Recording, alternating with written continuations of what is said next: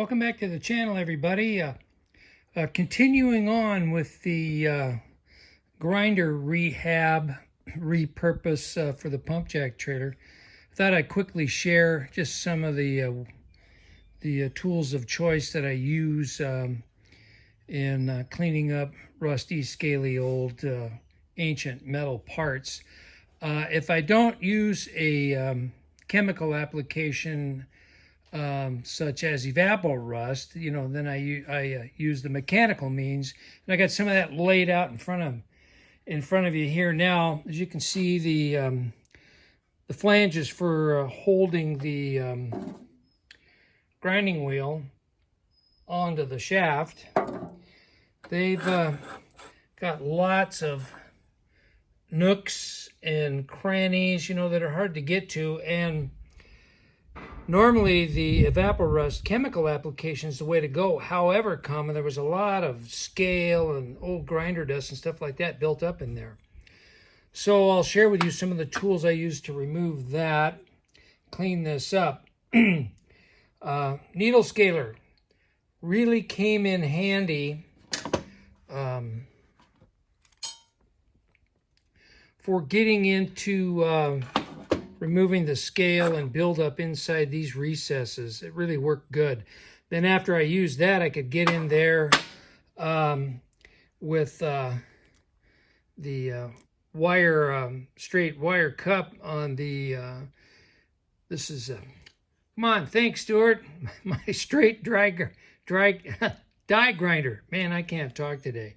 For even the smaller areas, I used the Dremel kit, which in concept is excellent. However, all the little tiny wire brushes and stuff like that that come with these kits, I mean, that's for hobby work. They just don't hold up. They instantly wear out when you go at a metal piece like this to get into those hard to reach recesses.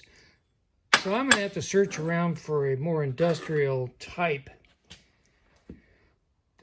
wire brush kit that's small, that'll get into there but will actually hold up. So anyway, yeah, the straight die grinder, also the angle die grinder, same type of thing, and also hand tools, the small round wire brush, the regular wire brush, various picks, all that kind of stuff. That's what I use to get in there and clean up these parts. So yeah, there you go. I had to relocate the horn toad because the little rascal was digging in and hiding here. And I mean, that's right where I walk to step into the shop, and I was afraid I was going to step on him and squish him. So I picked him up gingerly with a shovel, and at first he didn't like that idea. Then when he realized he was going for a ride, he settled down and enjoyed it. And I carried him out to the hinterland of the desert amongst those mesquites and dropped him off out there so he can meet up with other horned toads and do what horned toads do. And I don't have to worry about him sneaking into the shop and making a home or stepping on him when I'm walking to and from the shop. So now the next step is to get these items primed and painted. This one's already done, and I'm not going to film any of that because you've seen me do enough wire wheeling and priming and painting already. It's just redundant and boring and blah blah blah. So I'm going to get those all primed, and I also use a pre-treat odorless mineral spirits to clean off all of the residual residue, and then I have a clean surface for the primer and paint to stick to.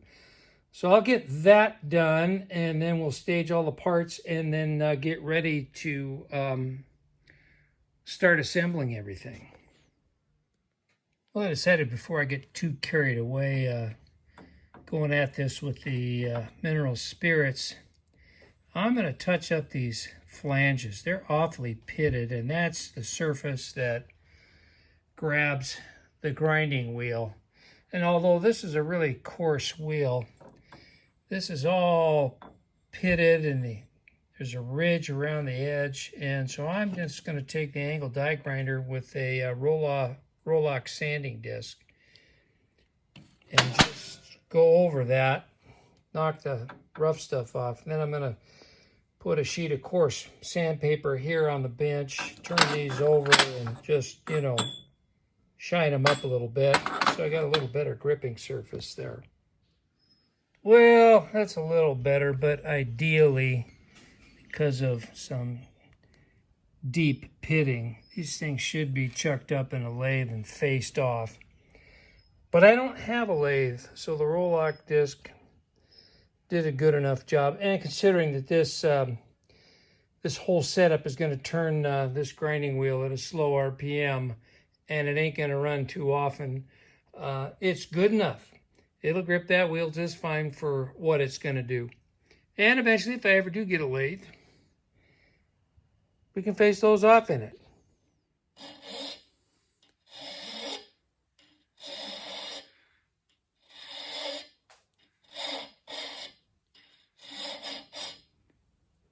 This poor set screw is so rounded off.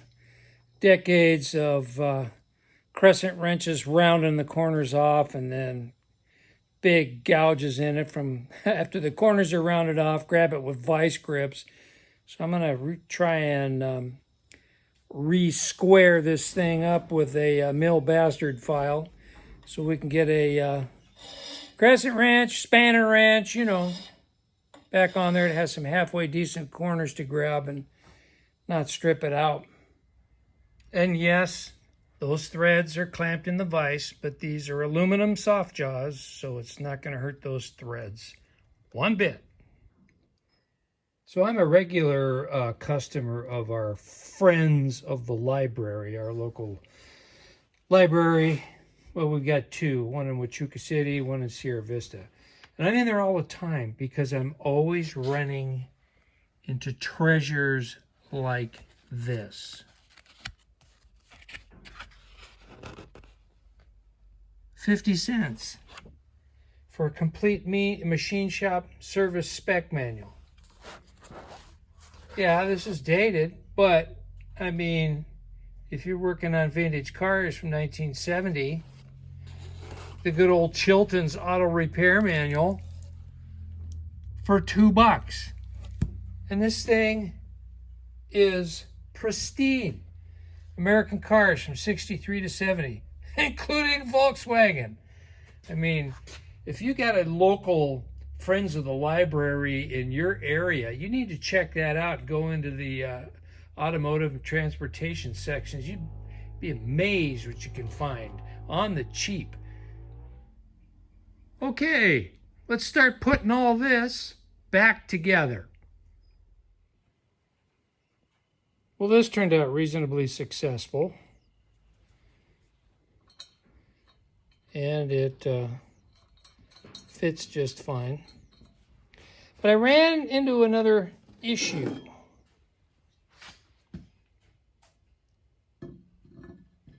I got a lot of slop in there. So even though I drilled a second set screw, trying to tighten those up evenly with that much slop in there, this thing would continually wobble like that and slip the belt. So I got to come up with some kind of a sleeve either to wrap around that or slide in there, and then drill my holes through and dimple the shaft for the set screws to get that thing properly aligned. That's going to be fun.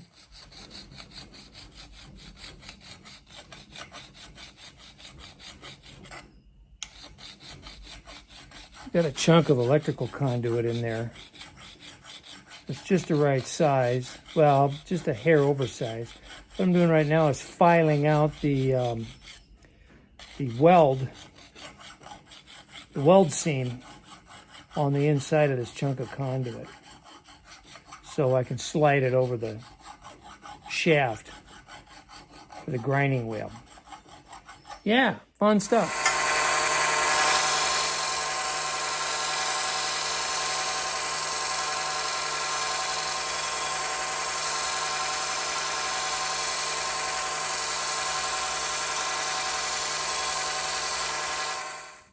All right, I got the sleeve installed inside that hub, and I drilled a pilot hole through it, through this set screw hole and the other one over here, being careful not to damage the threads. Then I took a cotton swab with the end soaked with paint and dabbed it in each hole so it would leave a paint mark on the shaft itself. And I'm going to let that dry for a little while. So when I pull this all back apart, I won't smear the paint all over everything. And then I'll drill my indention holes into the shaft and drill out the holes in the sleeve. And that way I'll be all set for set screws to anchor this whole assembly to the shaft so it doesn't spin or slip.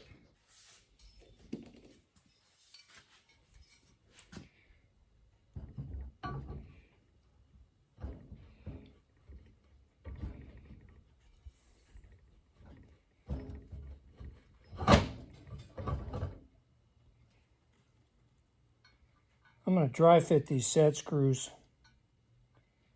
Whoops, then I'm backwards. I'm going to dry fit these set screws before I put the Loctite in them, just in case I come into any problems. I think we're going to be in good shape.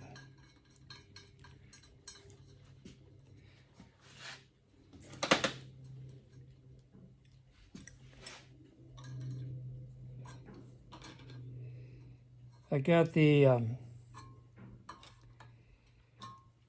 indents drilled into the shaft, probably about 3/16 of an inch.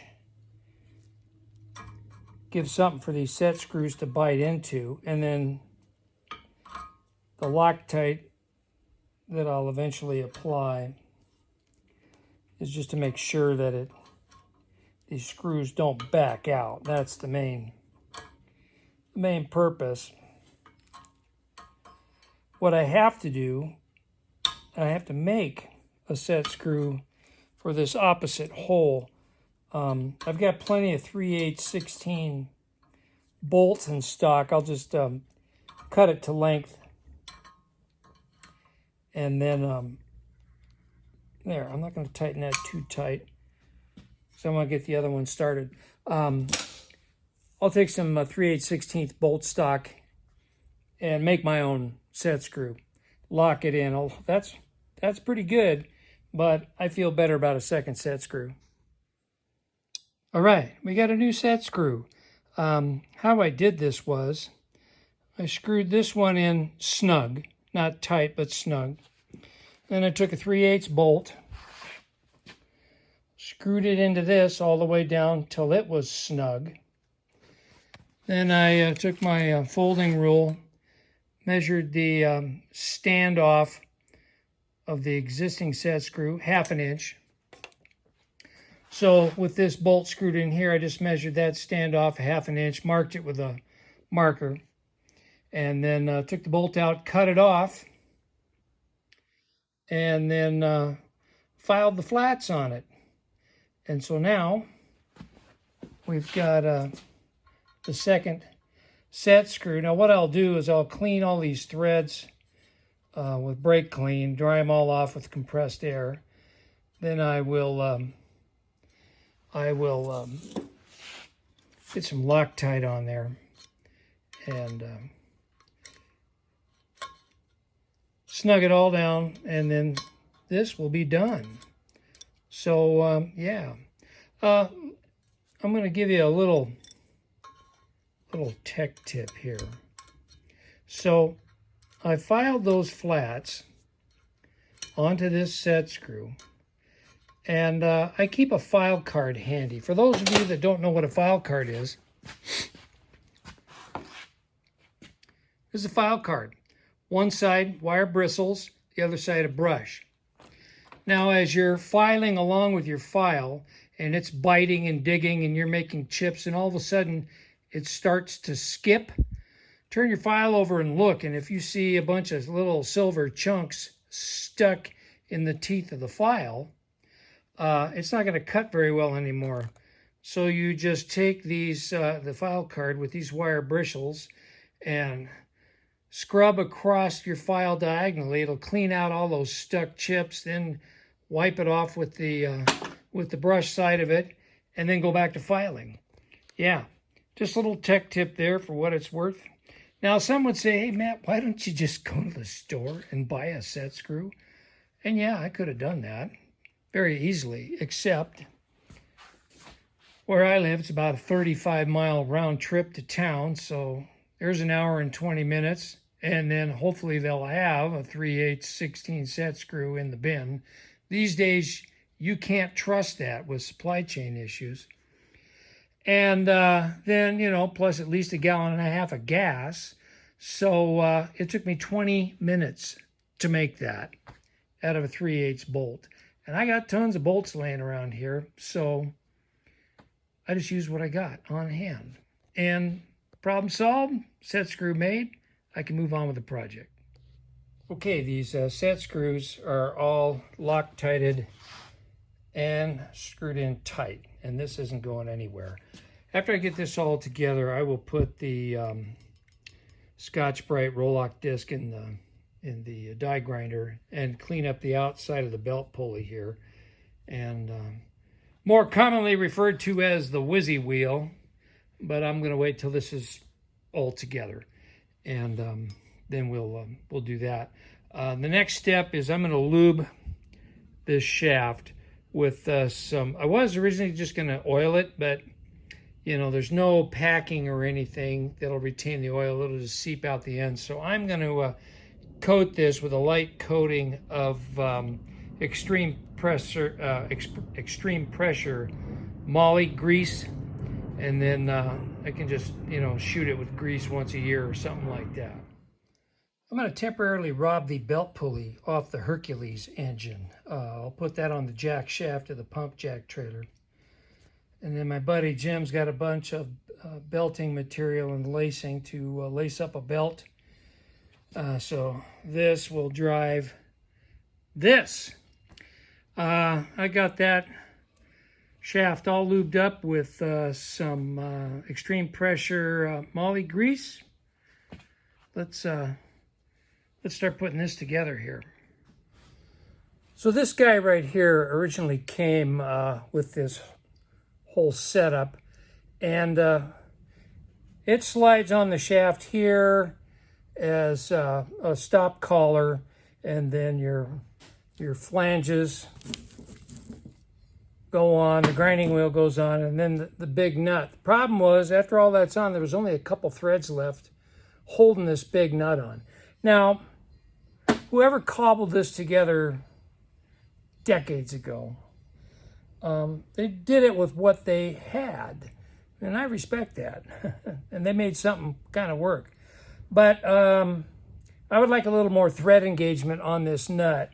So I happen to have a collar in stock, so right diameter to fit the shaft and much narrower than this thing. So I'll get some more thread engagement on the nut. And sure, I could scrounge on, maybe find a skinnier nut, but I want to try to retain as much of this as possible the way it originally came to me.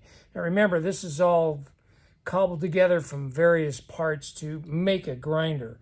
It wasn't really a grinder at all. Remember, in the first video, this is the overhead bracket and assembly for overhead line shaft and counter shaft. So people prior to me just cobbled it together to make a grinder. So I drilled this to indent it. There's a set screw right there, so that's sunk in the indention there. Got some Loctite on it. We'll slide the first flange on. Oh man, this grinding wheel weighs a ton.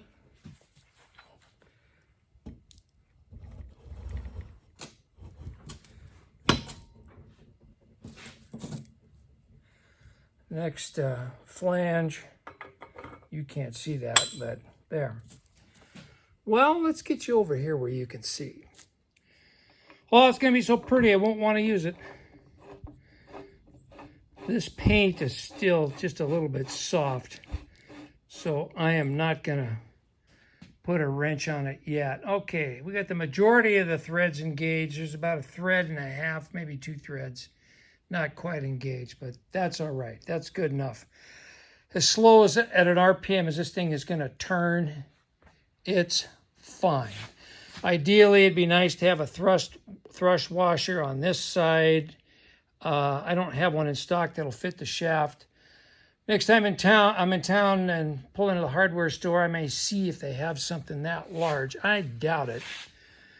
Nowadays, you just can't get anything, but this turned out pretty nice. I'm happy with it, other than my lettering wasn't the best. I couldn't find any of my little sponge stock to sponge those letters, so I tried to do it with a cut-down acid brush. Well, it didn't work too well. I've scrounged up a couple of these small discs, and I'm going to do kind of like a freeze plug in an engine. I'm going to form these to kind of tap in those openings to keep junk from getting in there, even though I'm probably never going to use that section there. Put another shaft in it. Well, nothing will fit anyway because of this belt pulley here and the grinding wheel there. Nothing's going to fit on there anyway. So, but I'd still want to plug them up. Yeah. Well, hey, this thing's done. The next step will be to mount it on the pump jack trailer in the very near future. I got to scrounge up some scrap steel and sit down with my drawing board and see if I can design a overhead bracket and frame assembly to suspend this